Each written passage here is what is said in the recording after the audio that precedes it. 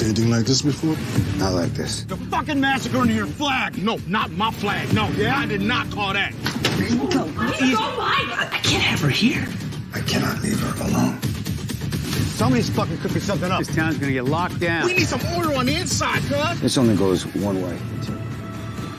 Next time on Mayor of Kingstown. She just ran away. Yeah. This is your new home. Yo, Iris, she's trouble. Tell your boss, but I know he's out. I'm gonna find him. Down on the ground, now. You know who my grandson is. I do, ma'am, yes. That's why we're here. What's supposed to happen? You can't even control your own people. You don't attack them while the leaders are inside working for us. It's gonna be pay ready. What's going on, man? We are back and we are live. Mayors of Kingstown Season 2, Episode 2 and Episode 3 review. Definitely. Shout out to everybody that's coming through, man. This is one of my favorite shows. Last year, 2021 going into 2022, this was one of my favorite shows. Shout out to everybody who's been checking out that Season 1 review I did on the Low-Key Cave.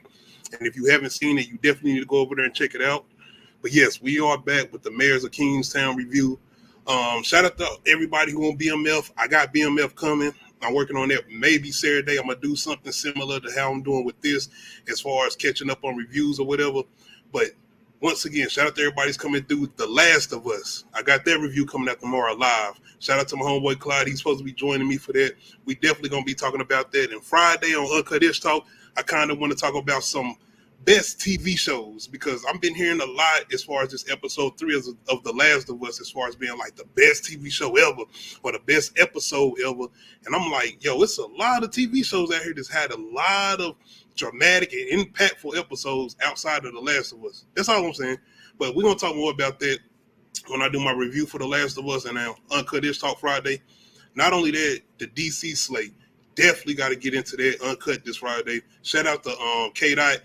K-Dot Sanctum, go over there to his YouTube channel. He did a very good live today. Had a good panel on there. Shout out to Chillmonger, Perk Minded. Shout out to everybody that was on that panel. Shout out to everybody in the chat. Had a good conversation about the new DC slate. I'm definitely going to be giving my opinion on that Friday on Uncut Ish Talk. Shout out to my co-host in the deal. We got a live tonight after I get done with this around 8 o'clock for the You People review. So definitely come through, man. I'm definitely trying to get in my bed as far as content. Yesterday, I got myself a little bit of rest. All I'm going to say is I have kids. And when one of my little ones get gone, I'm able to get a little rest, so I'll take that chance to get it. But we are back.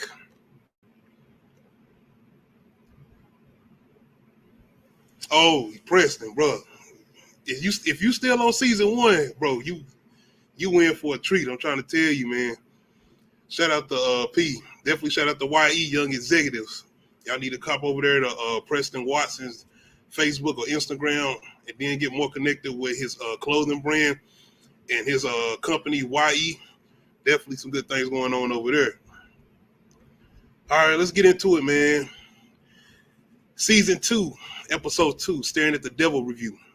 We started this episode off with a beatdown going on in prison, well, pretty much in Tent City, because you know, after the whole riot situation, all the prisoners, pretty much Kingstown, all in these tents or whatever on the outside. They pretty much almost on some barbarian shit, like cavemen on, like they ain't got no functional food. They eat somewhat. They ain't able to really take showers and stuff like that.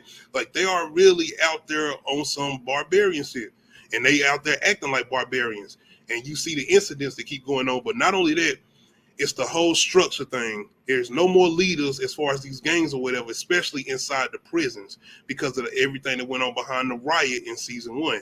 Not only that, you got a lot of these guards taking their anger out because of the situations that happened in the riot, which I didn't know about. Like I said, going into Season 2 in that Episode 1, when they talking about these guards that had been raped, and then you got Kareem, who some situation happened to him coming back, and he's being one of the main guards now. And then I think in this episode they actually are moving him to intern. What's the name? What is it called over the prisons or whatever? He's going to be the big guy though over the prison as far as Tent City though. But we're going to get into that. But once again, there's no structure going on. as far as inside and on the outside, because it's a lot of shit going on as far as in the streets on the outside because of the situation once again going on in the prison, because the prisons run everything mainly going from the inside to the outside. But now there's no structure, it's just chaos. So now not only do you got this situation with this guy getting pretty much beat down, he jumped in prison, well, Tent City, you got this huge crazy drive-by on the outside in this house, and it's pretty much seems like a blood and Crip situation. Once again, Bunny being he's the Crips as far as one of our main guys who has kind of this relationship with Mike. Boy, we're gonna get into it with him and Mike as far as Bunny and Mike. But yeah, man, we had this crazy shootout, man, not only in television, but overall in movies. I have never seen a shootout like this where it just kept going and going and going. And when I'm telling you this is crazy and it's mayhem, you have a whole situation where this girl has been shot, an innocent victim, and she's coming outside trying to call 911, and they shoot her in the head. And then they get on the phone, and the shooter talks to 911 and tell them it's about to be a whole lot of victims. And if y'all come, y'all gonna be victims. Like, this is how mayhem and how crazy this situation is, man. And it's kind of what's going on as far as the whole structure thing with no balance. It's a lot of shootouts going on. It's a lot of innocent people being killed, because I love the way Mike is doing the narration. Shout out to Jeremy Renner, man. Hope Jeremy Renner getting himself together and getting better, because you know the incident that happened with him. But shout out to him, man. A phenomenal actor, able to jump over to the MCU, and then what he doing with this. But anyway, Mike, like I said, the whole thing with everything that's going on and no structure, you are pretty much dealing with mayhem and chaos on a daily basis. But the whole thing about Mike's narration is what he said about the inside. It's no innocent people on the inside. You got all of the bad people. Well, not so many of the bad people, but you got everybody who is doing criminal activity on the inside. But when you got the outside and you got all this chaos and mayhem going on, you got innocent people on the outside. And you see a lot of that going on with this first drive-by and shootout. Even in that first episode, when you had them doing the drive-by in the car, then you had them having a dog go in and eat the dude. That was crazy in itself. But this scene right here, like, it don't stop. You keep getting people just showing up and shooting more people in this house. And this is where Mike pretty much get that call, man, because he sees the helicopter, because he's still on the boat with Iris. You know, she came back to him after he tried to put her in the FBI witness protection, which, once again, I understand her situation, because you seen what happened in the first season with Iris, and the fact that Milo still was able to find her when she was still with some FBI agents, and he took them out. So he get the call. The whole thing with this is he's trying to not leave her by herself as far as Iris. So now he has to take her somewhere. In the midst of him getting this call, he has to go over here and see all this mayhem that's happened at this house. And the fact that you got everybody, you got kids, you have women, you have so many people that have been shot in this house. And once again, if you seen this scene and you seen the beginning and seen how it went down, they kept on coming and they kept on shooting. Once again, in the midst of this, Iris, he has to drop off though. And he ends up taking him to his brother's house, Kyle, where his mother stay too. Iris ain't trying to hear this shit though, because she's feeling unwelcome. She's like, you pretty much got me as this peg. You trying to drop me off here and there, have people babysitting me or whatever. My whole thing with Iris is, nigga, you the one left witness protection. He told you. He was trying to help you, but you didn't want to do that. You want to stay with him. Once again, I say I understand because of the situation happening in the first season. Once again, though, Iris, we're going to talk about her because she pisses me off. Because, man, when we get to the end of this episode, it's like, my nigga, did you know this the whole time? So you knew. Okay, anyway, man, we're going to get to Iris. After this whole situation happens at the house with this drive-by, the flags, because this is basically a Bloods versus Crips situation, and Bunny is the Crips. So when this goes down, immediately Mike is thinking about Bunny, because this is his crew. This is the crew he runs, especially on the outside, even on the inside. But the situation that ends up happening is, once again, Bunny's explaining to him that he didn't make this call. He didn't do this. There's no structure going on. He tells him this call more than likely came from the inside, and more than likely it's repercussions coming from that dude being beat down or whatever. But In the midst of Mike actually investigating this house and what's going on as far as the shootout, he come across somebody who has actually been shot that is part of the Crips or whatever. He's bleeding out, so he can't run or nothing. And in the midst of Mike asking him questions, the guy pretty much tells him, like, it didn't come no call. We did this on our own because of revenge. It's basically been shootouts back and forth, and the guy pretty much explains to Mike that it's been shootouts at the bus stops, old women getting shot, kids in this and there, and he says that his sister got shot, which is an 8-year-old girl. So once again, it's the whole thing with no structure going on, because this wouldn't have been going on if you had some leaders on the inside and you had some type of leadership on the outside. But once again, all of the rules and all of the leadership come from the inside, from the main guys who on the inside. They pretty much send out those statements or whatever as far as who's to do what on the outside too.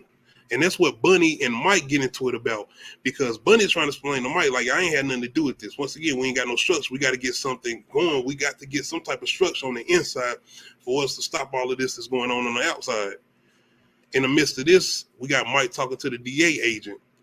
I didn't know if you've seen her in the first season. Y'all got to let me know if y'all familiar with the show or whatever, because I do not remember seeing this DA come up in the first season, but she is here in the season 2.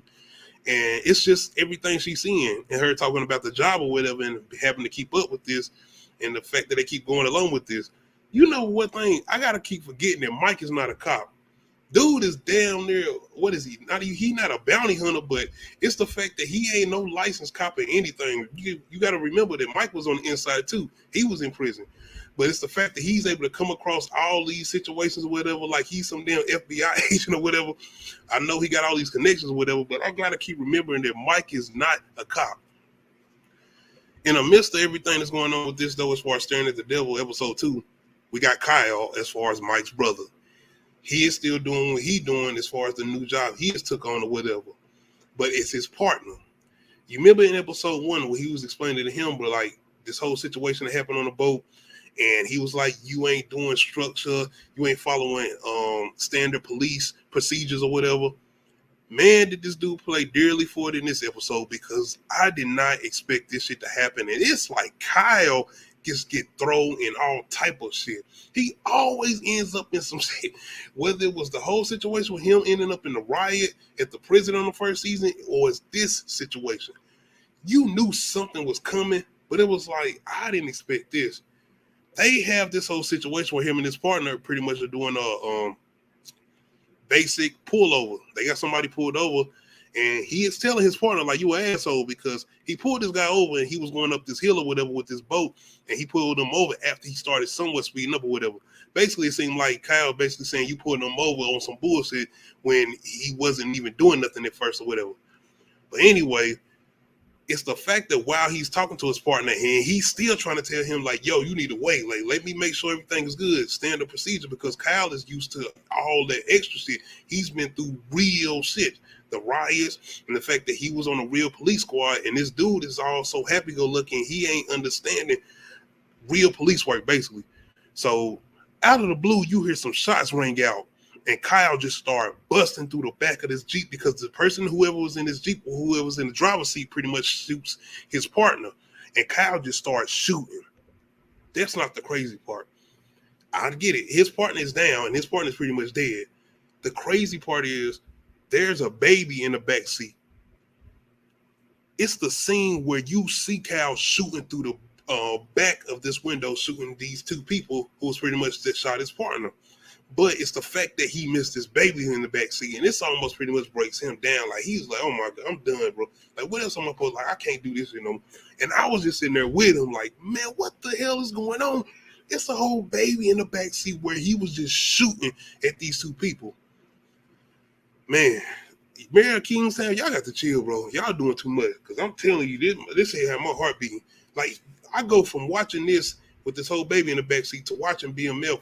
And if y'all ever watch BMF, and they got this whole scene with, y'all know what I'm talking about, involving the baby, and y'all know what I'm talking about if you watch BMF. But anyway, man, this is a crazy scene, and you knew, I felt like something was coming, but I didn't expect it to go down like this. And his partner not being cautious, but like I said, Kyle has been through so many situations that he's always extra cautious. He's pretty much paranoid at this time now after everything he's been through. After this, man, we pretty much get a crazy ass scene that I did not see coming. Mike, after he's pretty much trying to deal with the situation after he has the conversation with Bunny, because Mike pretty much tells Bunny that, look, I'm going to set something in motion, but you're not going to like it. But this is going to try to pretty much get everything in order with everything that's going on, with all this chaos and mayhem, all these shootouts or whatever on the outside and all this shit that's going on even on the inside. He tell Bunny he's not going to like it, but he don't exactly explain to him what he's going to do. He does make a call to the DA, and I'm like, where the fuck is Mike about to go with this? But in the midst of this, your girl Iris ends up leaving Mike's brother's house / mama house. And where do Iris go? Where do Iris go? She goes to Milo. I'm sitting here like, what the hold on, wait a minute. Y'all killing me with this. What the fuck is going on? So are you telling me that Iris knew the whole time where Milo was at? And she been sitting here going through all this goofy shit with the FBI agents. She didn't want to go into witness protection. She keep trying to hold on to Mike's tag, making sure she stay up under his ass or whatever. Like, you really, really scared of Milo. And then when Mike is pretty much trying to keep you protected, he just don't want to keep you out of his sight. This nigga is pretty much under your ass pretty much 24/7 unless he hear a call or he got to go take care of some shit. But then you run your ass to Milo talking about she ain't got no home. She fell out of place. I understand what she's been through. I done seen the shit. But my whole thing is Milo is one of the main people who put you through this shit. But you leave a safe haven. I'm sorry, y'all. Y'all got to explain this shit to me. I'm not with it, though. Iris is done. I'm not with her. She has pissed me off now, especially going into episode 3. It's like, oh, no. Don't start this bullshit now. You asked for this. Well, we're going to get into it, man. Bunny and Mike. Mike has pretty much set this whole plan in motion as far as trying to get things settled in the inside and on the outside after the riots. Not only with the prisoners, but with the guards too, because once again, the guards has been taking out they shit. You've seen this first season. I mean, not first season, but you've seen season 2, episode 1 with Kareem and what he did to one of the prisoners when he ended up coming to Tent City or whatever, pretty much beating them to death or whatever. So now Mike is trying to make a deal. He goes to pick up Kareem first, and then he pretty much has this whole meeting with all the leaders of the gang. Of course, Bunny of the Crips, the leader of the Bloods, pretty much the leader of the white supremacists, because you know what he did to old buddy in the first season, and the leader of the Latinos. So now he got all of them here. We pretty much explained it to them. Y'all got to get shit under control, and what he's going to do to try to get that under control. So his whole plan is to pretty much put them under arrest and send them into the prison as far as Tent City to get or pick out a leader amongst everybody in the inside. And Mike's thing is, y'all not leaving until y'all get this shit under control on the inside. This is his whole thing with Bunny and what he was telling them, like, you're not going to like this, but this is the only thing I can come up with at this time. So this is what he ends up coming up with, man. It's really that conversation, though, between Bunny and Kareem as far as one of the, the guards in the first season or whatever, that situation happened to, they got raped or whatever. And even Bunny is sitting there mentioning, like, nigga, you able to walk straight? You good now? Are y'all done taking out y'all revenge on the prisoners or whatever? Because they got to come to some type of agreement. Not only the prisoners, I mean, as far as Bunny and them, as far as the gang leaders, but the prison guards too, as far as how they structure and everything in Tent City and the prisons or whatever. One thing Kareem does explain to one of the leaders is as far as how they're being maintained as far as the prisoners or whatever, because they ain't got no showers or whatever, and how they being structured. And he's telling them, with everything that happened and all the chaos that happened at the riot at the other prison, y'all pretty much destroyed that shit. So that's what. This is my issue too with the situation that's going on with everything, because it seems like Mike's people, as far as the people he worked with, the SWAT dudes and them, because he's one of the dudes that ends up coming to this meeting. That's the only person Mike can trust. And I get Mike's point of view because it's like, if I don't bring this crazy ass SWAT dude, I don't know how y'all gonna try to handle this shit. I know Bunny, but I don't know the rest of y'all. And you know old buddy from the SWAT dude, he crazy. He'll shoot anything. That first season, that season 1 episode, that season 2, my bad, I keep saying 1 to say season 1, but season 2 episode 1, when they do that whole raid at Bunny's spot and he telling old buddy to drop that gun, he said like 3 or 4 times and he ended up shooting him. Yeah. He knew what type of time he on. And even Bunny is talking about the SWAT dude, like, why you bring this crazy ass motherfucker? But this is the whole conversation that Mike had with the DA. And his whole thing with, I want you to arrest all these leaders and pretty much put them in Tent City to get everything back structured. And Bunny, he ain't feeling this. He already not feeling this. He even tell Mike, once Mike pretty much tell everybody, that let them know that they all about to get arrested, and that's where he pretty much bring the DA out. He tell Mike, yo, you stand here and you watch this. Because him and Mike do kind of have that relationship.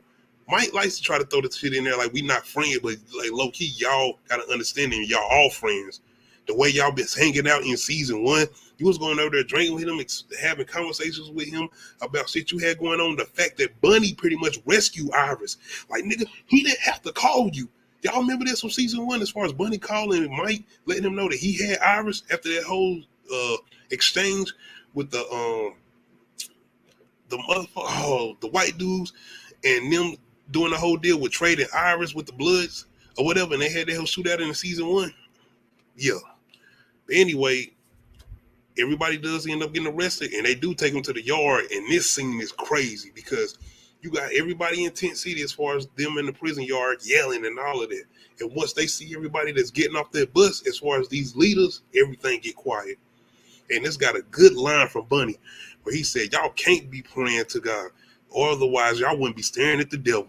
And I think that's what he said. If y'all can let me know if I'm wrong, but it's a very good line because it's just letting you know what type of time he's on, and he let you know this is a whole other environment that you in now.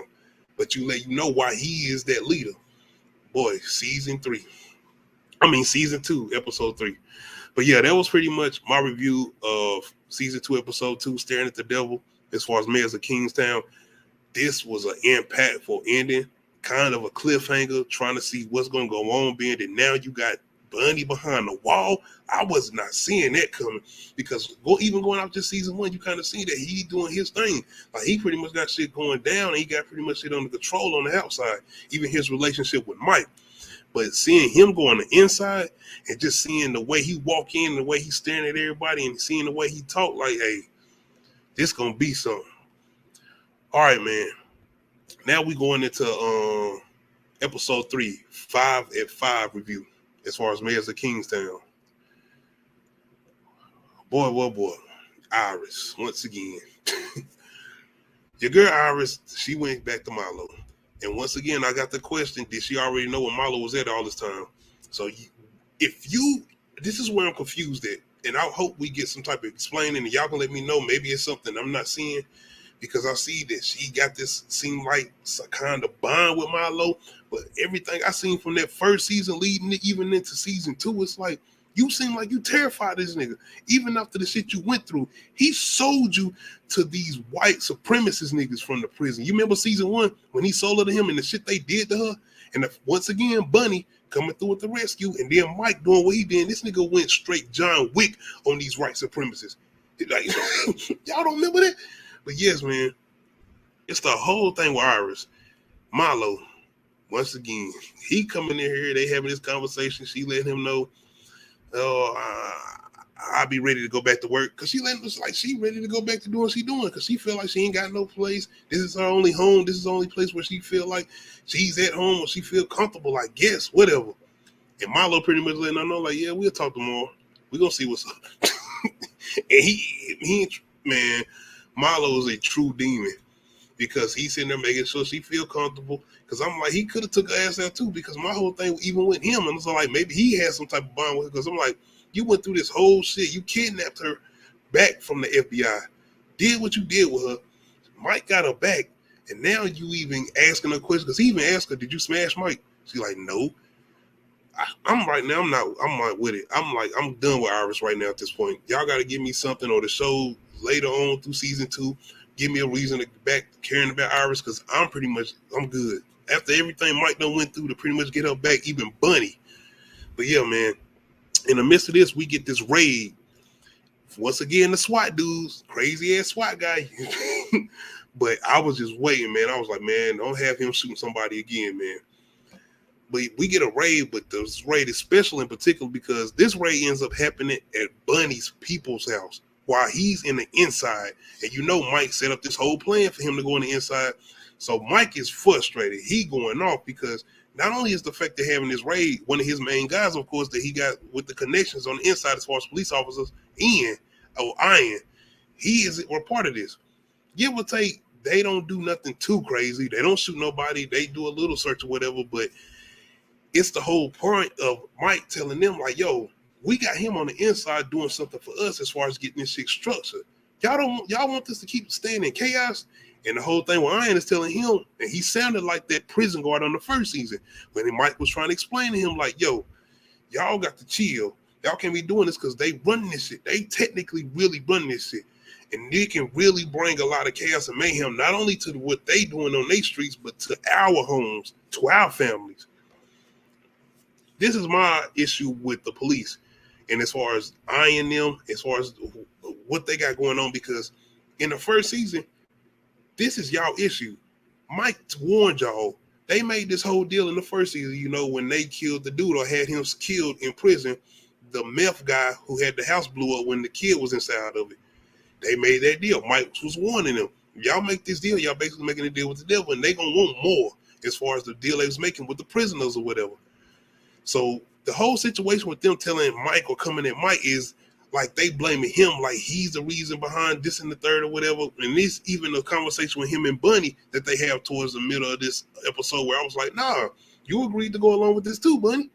I mean, but anyway, Iron is pretty much trying to tell Mike that they was respectful. They didn't go in and do nothing crazy to Bunny's people's house, but Mike trying to tell him he ain't gonna care about that. The fact that he's on the inside doing what he's doing, and after he hear about this, it's gonna be a whole bunch more bullshit that's coming down the line. I really don't even want to talk about her, but Milo, let's talk about Milo, this bodyguard guy. I forgot his name. I forget this name, but this nigga from the first season going into this season pretty much been getting his ass whooped by Mike. Excuse me for the ring in my phone. Mike pretty much go to the club. Once again, he's looking for Iris still. He come across this guy, Milo's main guy, who pretty much has six structure. He's the guy that pretty much had Iris and pretty much traded Iris to the white supremacists in the first season. He was the main guy that Mike beat his ass in the first season. Once again, though, Mike's pretty much talking to him about Iris, trying to see what's going on. And he trying to be funny, trying to be smart. Look like maybe, he got some extra guys here now. Mike might not be able to whoop his ass now that he got some extra protection. Nah, that don't matter. Mike hits this nigga with a pretty much a throat slap, whoever the other guy is, and then he ends up pistol whipping this nigga. This happens multiple times in this episode, which we gonna get to. But I just need to ask a question, Milo. Why do you got this guy around if Mike is gonna be always whooping his ass every single time? What is his purpose? He can't be no protection, man. But in the midst of Mike whooping his ass, once again, he's asking him questions or whatever. And I guess this guy like getting his ass whooped because after this, he pretty much goes to where Iris is. She's pretty much getting branded or whatever she's done. And now she's back to doing what she was doing before, selling that ass. The only thing is now I think she's about to get a little extra cash. And my guy's pretty much explaining to her, like, you're going to be making $5,000 a night.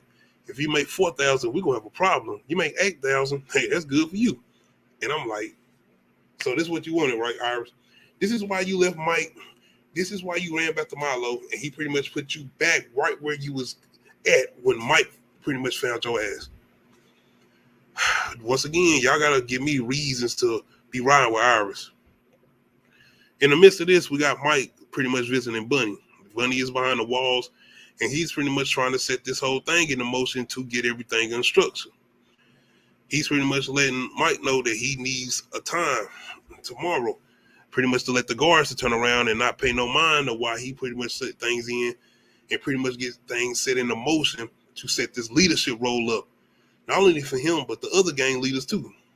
and Mike let them know everything gonna be good, and he letting the guards know when they need to do what.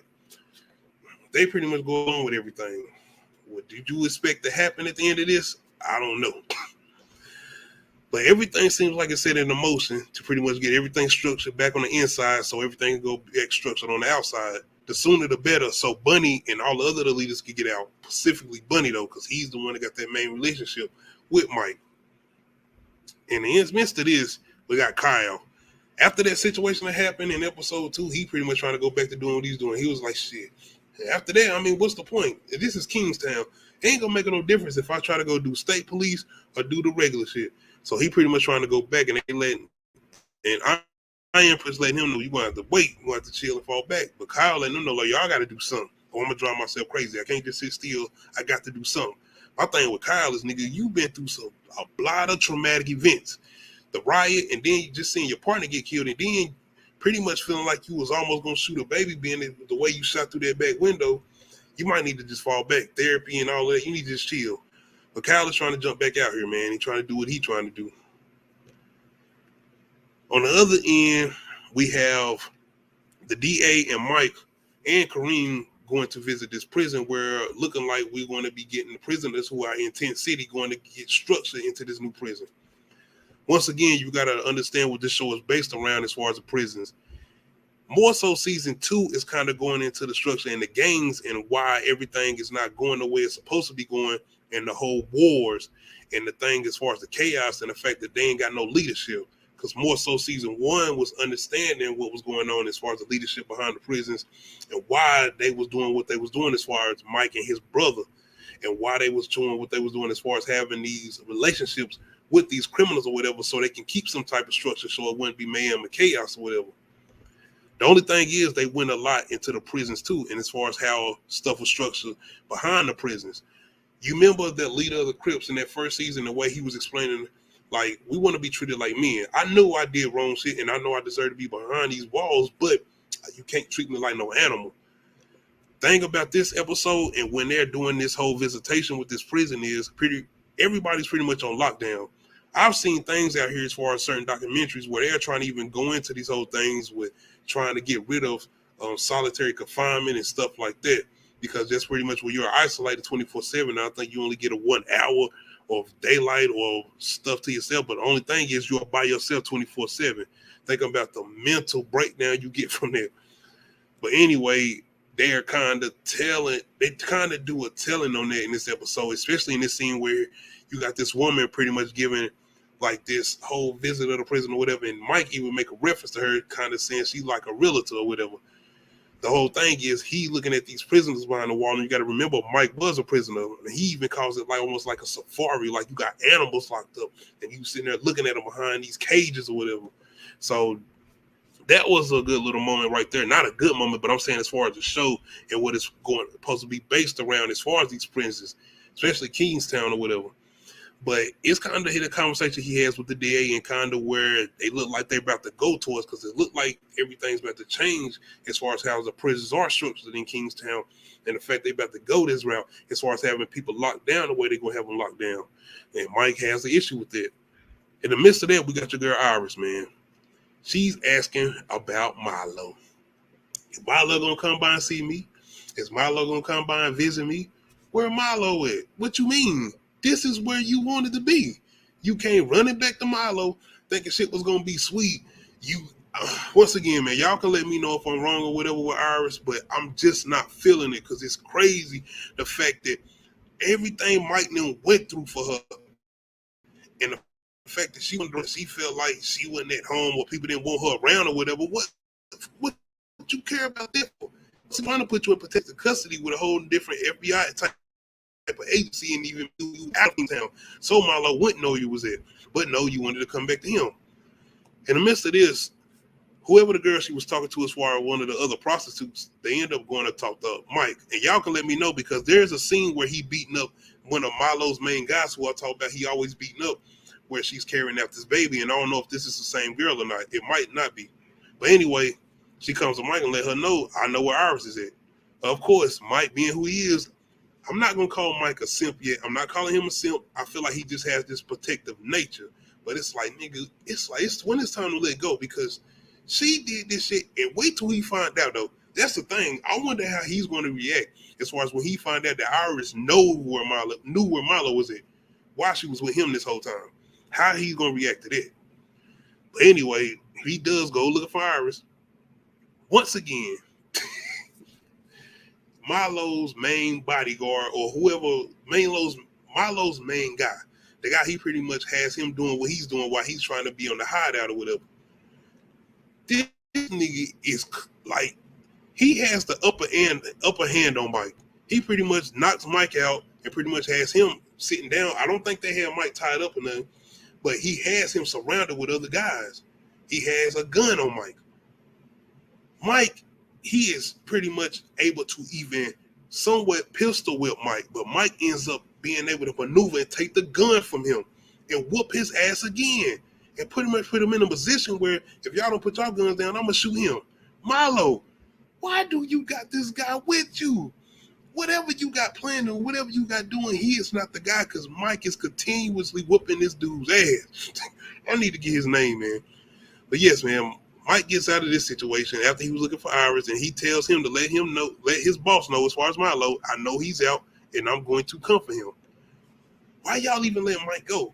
Y'all know Mike is more than likely going to be the cause of your boss either going to jail or being killed. It's like almost like they want this little cat and mouse type of game with Mike as far as Milo, or Milo having strict instructions, don't kill Mike. That's the only thing I could think of. Because of some type of sick little relationship him and Mike got as far as in Milo's head. Outside of that, man, we get a great, phenomenal scene. Basically a big brawl in the prison as far as Tent City, Kingstown.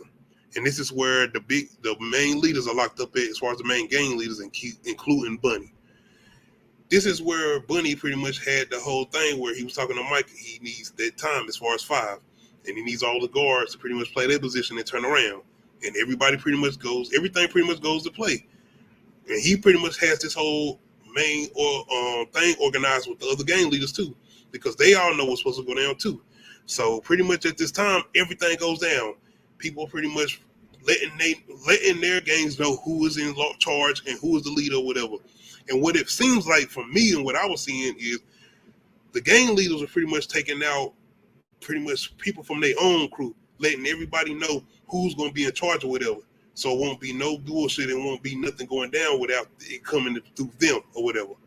The only thing with Bunny is the main blood leader, who I think this is. Y'all can let me know if I'm wrong, but one of the main blood leaders ends up coming at Bunny and his crew, and they end up trying to jump Bunny. And Bunny's crew ends up coming to his aid. And that's where we get a good scene from Bunny, pretty much showing why he is who he is, because you get a lot of these shows where you have these people who are in these top positions as far as these criminal organizations, and you never seen how they was able to get there, and you never seen them actually go through anything. And Bunny pretty much shows you why he is who he is. Even if they ended in that episode 2, when he was like, y'all staring at the devil, he get into this brutal fight out with one of the gang leaders, I guess, of the Bloods. And he pretty much ends up whooping his ass after his crew come to his aid. And not only that, he ends up taking his eyes out, almost with some Django Unchained shit. Y'all remember when old buddy pretty much told him, finish him? But you see pretty much Bunny coming out, reigning supreme. And not only that, you see the other gang leaders pretty much coming out, reigning supreme, letting everybody know they are in charge. They running shit now, and they pretty much going to pick who they want to run things from the inside. The main thing, boy, Bunny, bro, he was not feeling this. Mike comes to visit. And this is when Bunny lets him know that he heard about his family being raided by the SWAT guys. Not only that, it's everything that's going on the inside, and the fact that he was pretty much almost killed. And he let Mike know, you got to let me out. You better do something. The fact that you had my family got raided by your people, and this is Bunny talking to Mike, you can't protect me, and you can't protect what's going on the outside. And this is kind of Mike's relationships, especially with him having relationships with the police, and you see what's going on with them. They kind of even like, Mike, man, you need to shut the hell up. Ain't nobody trying to hear you, man. These are criminals. Now you see in his relationship that he has with the street guys as far as the gangs or whatever, kind of being dusted off. I mean, Bunny doesn't trust him anymore. Bunny don't believe his word. And you know, that's one thing. Mike had his word. Every time something went down in season 1, Mike was right there and he was ready to stand on it. Now it's almost like he doesn't have any control, and Bunny is seeing that. And he's even throwing warnings to Mike, letting him know, like, if you don't make something happen as far as getting me out, shit is going to hit home. I'm coming at you, your family. I'm coming at your cop buddies' families. I'm coming at everybody. Mike telling him, don't do that. But Bunny is serious. Bunny is, man, I love this scene in this exchange between him, because I've always enjoyed the relationship between Mike and Bunny, but I never seen this kind of the way it was gonna go right here. But you understand it, especially coming from Bunny's point of view, because you've seen everything he's done for Mike. Once again, you remember the whole situation with Iris and him looking out for him and him calling him, letting him know I got your girl or whatever. So Mike, you remember when old buddy, as far as that white supremacist, was calling Mike, like, man, you need to get your ass over here. And the way Mike would come over there, throwing shit through his window in his offices and whatever, like, you don't be calling me like that. The way Bunny talking to Mike, Mike ain't coming at him on some, like, attitude shit. He's like, yo, I got to get something done. I ain't saying Mike is scared of Bunny, but it's like they have this mutual respect for each other. And Mike understands, like, yo, the same way I would come at him if something went down like this is the same way he's going to come at me. And you see the way Mike leaves the prison yard. He tells the prison guard, like, if anything happened to Bunny, it's gonna happen to you. Make sure nothing happens to Bunny. If he bleeds, you bleed. Man, that's the first time. I ain't gonna say you seen fear in Mike, but you see him kind of feel like he doesn't have that control. He doesn't know where his next move is going to be, and that's going to be interesting to see how they move forward, especially going into episode 4. And with Bunny still being locked up, because like he told him, like, you better do something immediately. You got 48 hours. Yeah, man, I'm definitely prepared, man. I'm definitely enjoying this season, because it seems like a lot of this season is going to be about getting everything back under control, or are they going to be getting everything back under control? We're going to see, man. So y'all let me know, especially if y'all are fans of Mayors of Kingstown, how y'all feel about this season 2. Episodes 2 and 3, Staring at the Devil, and 5 at 5. How y'all feeling about the relationship between Bunny and Mike? And how y'all feeling about Mike? Is he going to be able to get things maintained and under control, especially with Bunny and what he got going on in his relationship with the gangs, or even his relationship that he has with the cops? Because once again, I had to remember Mike is not a cop, but the fact that he's able to go on these crime scenes or whatever, just nonchalant. That's all I'm saying. But yeah, man, y'all gotta let me know how y'all feeling going into this next episode, which I think is coming on Sunday. Outside of that, once again, I will be back around 8 o'clock. We got the You People review. Shout out to my co-host Nadia. Other than that, make sure y'all come through Thursday. I got the Last of Us review. Shout out to my homie Big Cool Crazy, who's gonna be joining me for that review. Uncut Is Talk Friday. It's a lot of good content coming to Low-Key Cave. Outside of that, let me know how y'all feeling about this recent episode. Well, these recent episodes of Mayors of Kingstown, as far as season 2, episodes 2 and 3. Make sure you hit that like button. If you're not subscribed to the channel, make sure you hit that subscribe button. Make sure you hit the notification bell, let you know when I upload new videos. Other than that, we out.